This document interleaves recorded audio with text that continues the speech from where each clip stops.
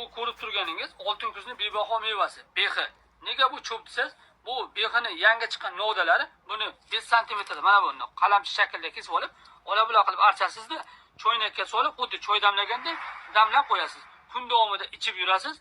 Sizdagi sahrni qarang buni. 5 mi sahr, 6, 7, 8, 20 mi qizig'i yo'q, sahrni olib chiqadi. Sahri tushgandan keyin doktoringiz bilan maslahatlashing, sizga dori mumkinmi yo mumkin emasmi?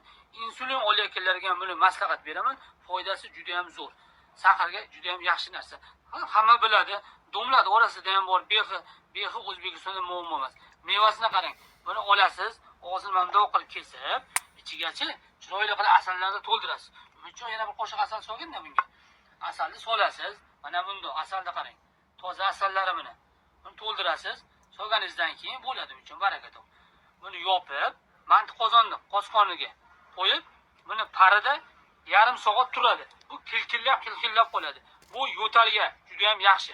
Ayniqsa, mana bu o'pkalarda balg'am ko'chmayotganlarga buni har kuni bersa, behida ishqori borligi uchun balg'am zo'r ko'chirib beradi. Endilikda yo'talga antibiotik yoki dori ichish shart emas. Bitta shu behini o'zi bilan bemalol yo'talingizni ham davolasiz, kamqonlikni ham davolasiz, ham sizga quvvat bo'ladi. Bularni sizga tavsiya qilaman.